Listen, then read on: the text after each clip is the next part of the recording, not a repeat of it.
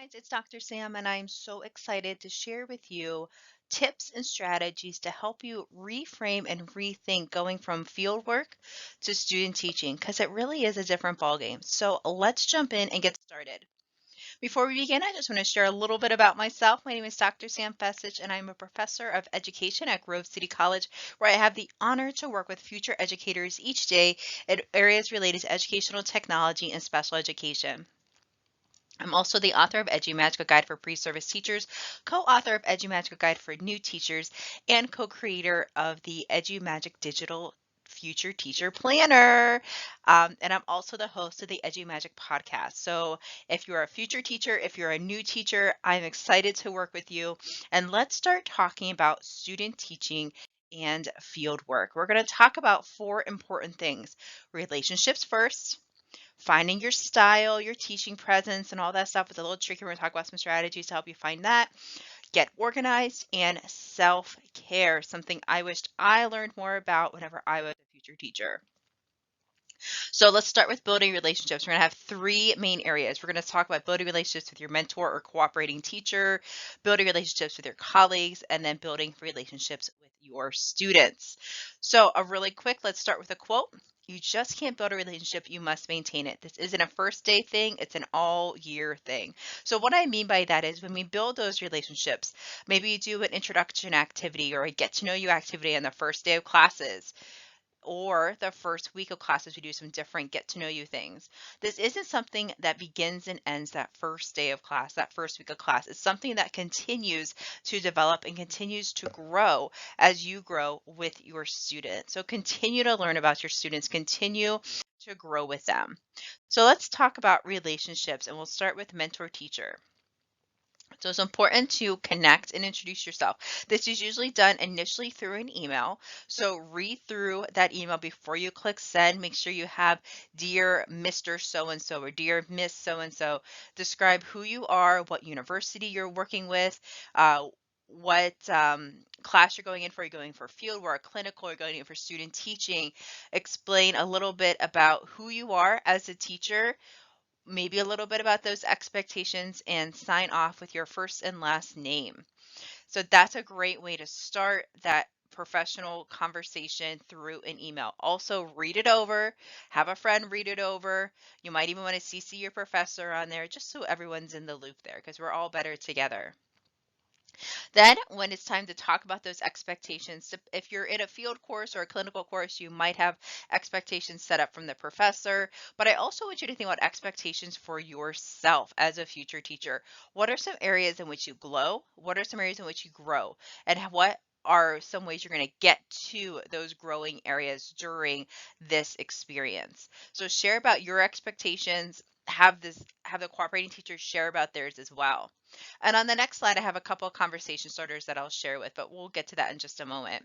It's also important to not only build relationships with your mentor teacher, but also your colleagues. So what do I mean by that? Principal, secretary, custodian, nurses, physical therapy, occupational therapy, support staff.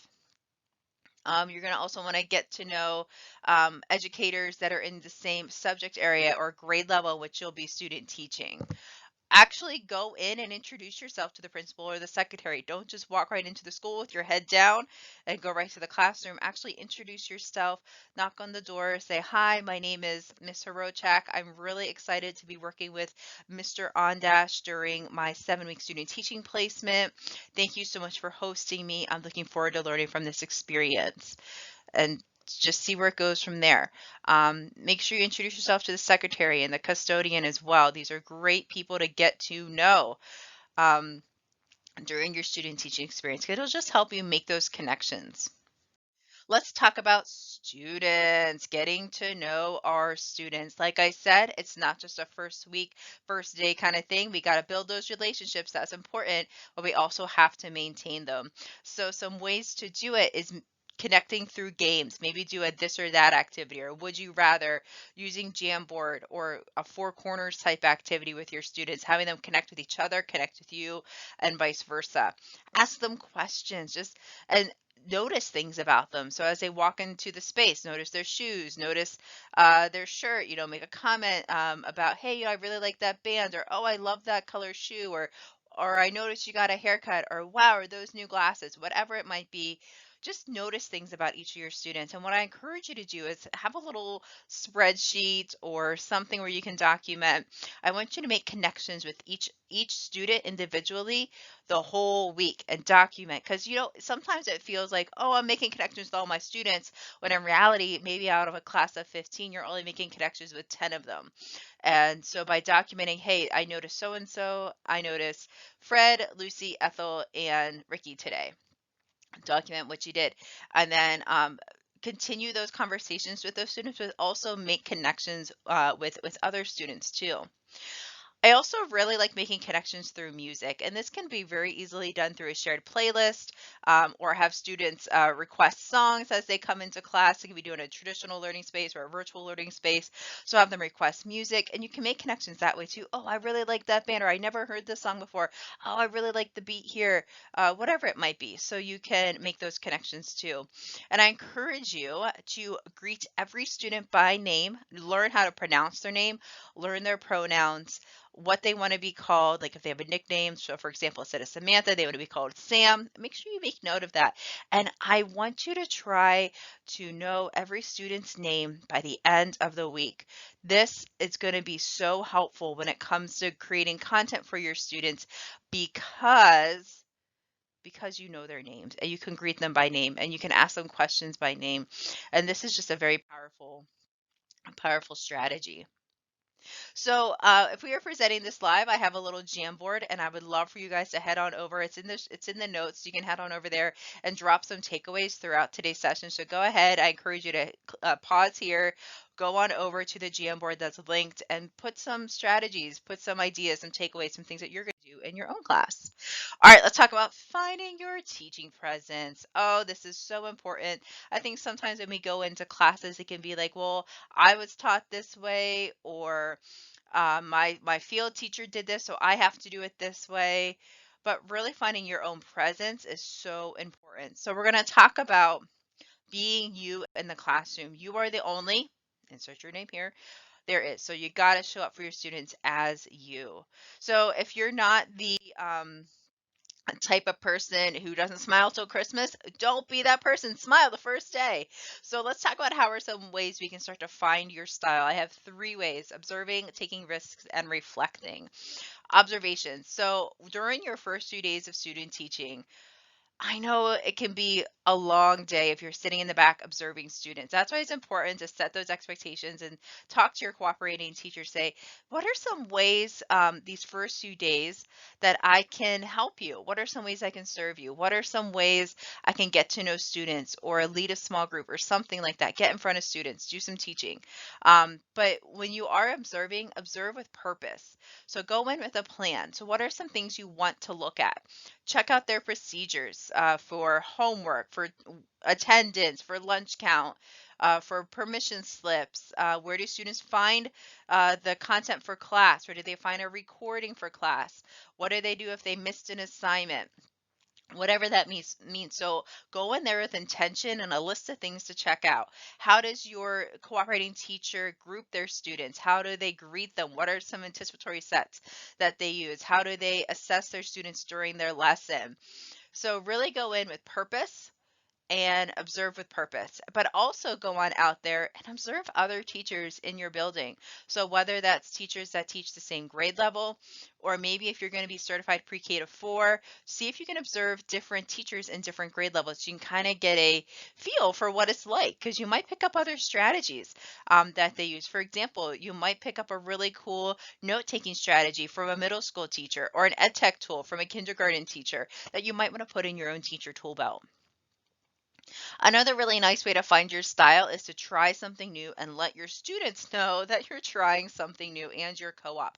Ask them, be like, hey, you know what? I learned about this really cool tool called Jamboard. I have some ideas of how I'm going to use it for an anticipatory set. Can I run that by you? And I want to try it out with our own students, maybe on Friday. So let them know you want to try something new. Let them know why. Why will it help your students? And more than likely, they will let you try something out. So I encourage you to do so.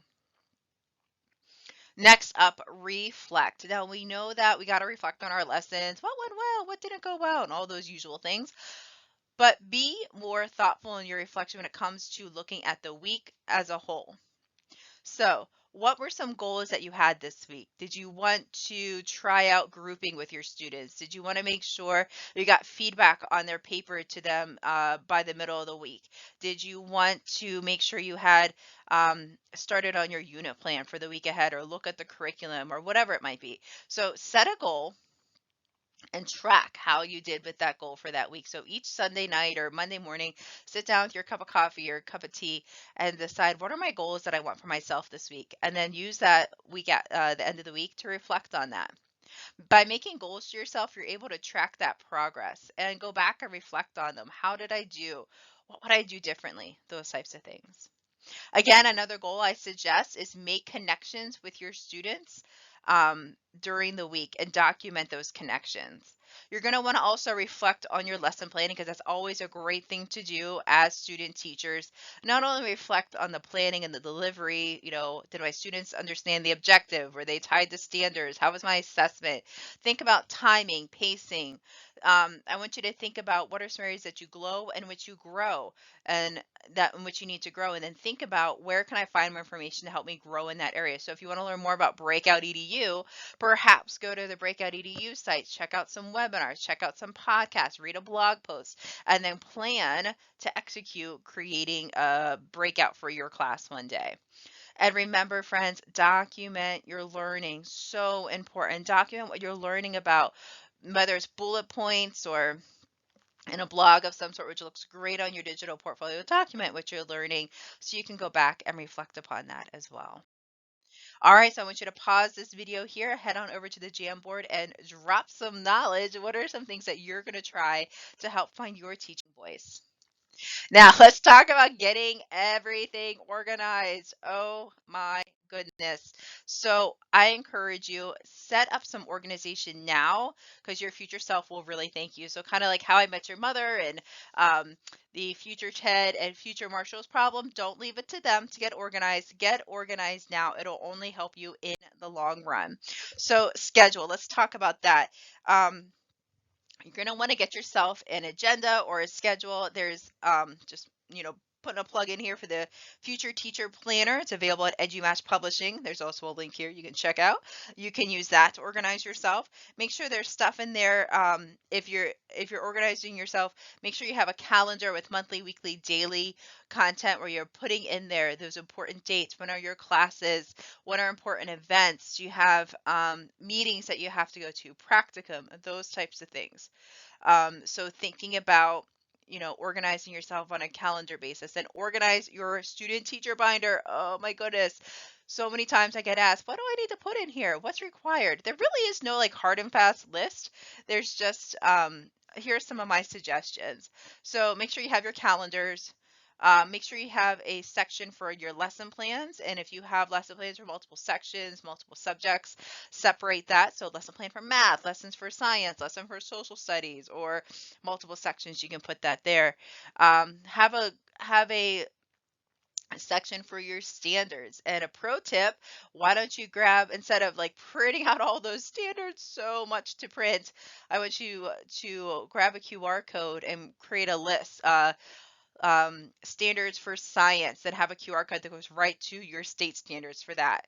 And you can print those out on a one pager. So you can just scan that QR code and you don't have to waste a lot of paper. Contact information for your cooperating teacher, for your college supervisor. Make sure you have that information. List of procedures that you're going to want to make sure you observe. And this is a great one to have like extra loose paper with so you can, jot down those great ideas. Class list. And with your class list, include things like preferences, nicknames, any notes about that student, grades or feedback or a grade book, something like that. And there's a lot more you can add to that binder. If you want more information about that, please DM me over on Instagram or Twitter. My handle is at @sfecich, and I will be happy to share more. To organize the handouts. So some of you are going to have co-ops that are like, here's all my information. Here's my PDFs. Here's my worksheets. Here's this, here's that. Oh, it could get so overwhelming. So let's organize it with Office Lens. So grab Office Lens, an app you can download on your phone.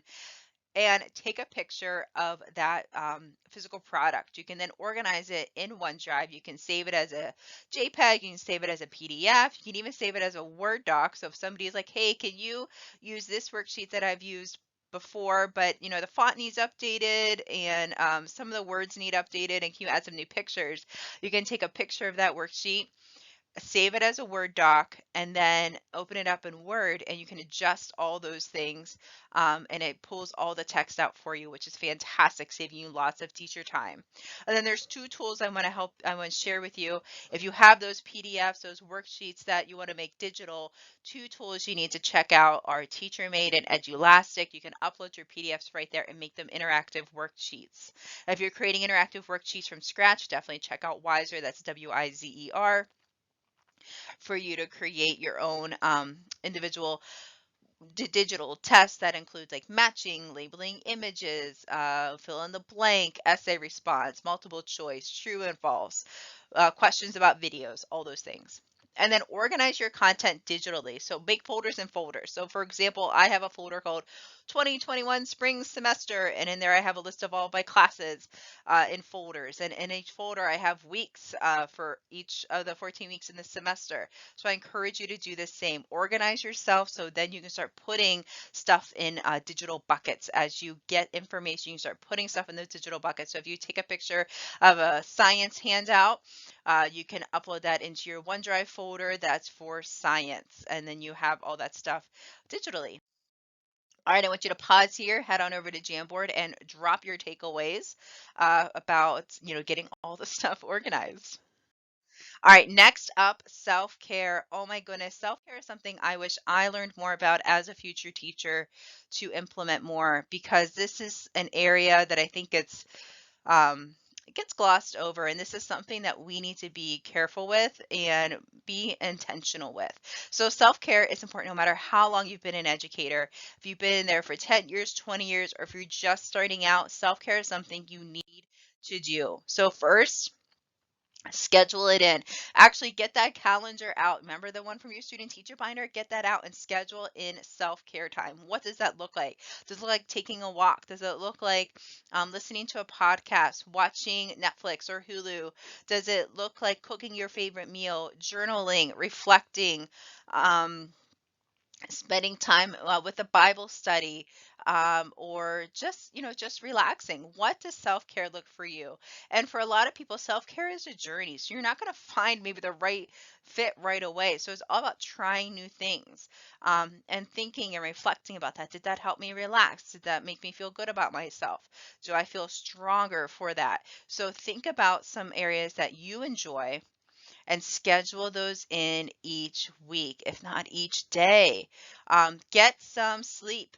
Sleep is so important. It helps our minds. It helps our well-being. It just helps us in general. So get 7 to 8 hours of sleep a night, and whatever time you have to wake up in the morning, back up a couple hours so you can get to bed on time. And set those boundaries, friends. Set those boundaries so you are able to, maybe put your phone, turn off notifications, put your phone on the other side of the room, unplug the hour before bed, and just go to sleep. Next is get ready for the day. So whether you're teaching virtually, hybrid, or in a traditional learning space, you got to get ready for the day, right? So actually get up, get ready, get dressed, be the professional, just like the professional that you are, so you are ready to go and start your day.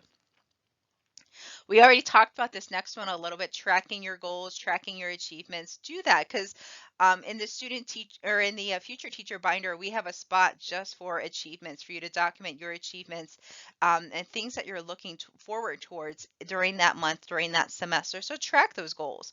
Make learning goals for yourself. So think about, what are some areas in which I want to grow this year, this semester. Maybe you want to add 5 things to your digital portfolio over this semester. And so really put your heart into creating content that's gonna make you proud, that you're gonna want to share a future employer. So track those learning goals. And lastly, journal. Journaling has been so helpful for me personally.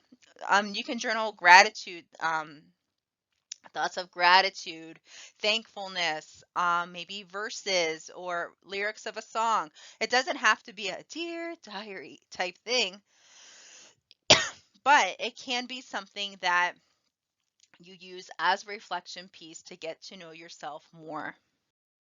All right, let's stop here. Let's do some takeaways over in the Jamboard. How are you going to make a plan for self care for you this semester? All right, and let's recap. We talked about four main things to help you get ready for student teaching, building those relationships, finding your style, getting it organized, and self-care. For any questions, comments, concerns, or compliments, you can drop them to me over on Twitter or Instagram at @sfecich, and I look forward to connecting with you there. Have a great day, and remember, you have the edgy magic within you.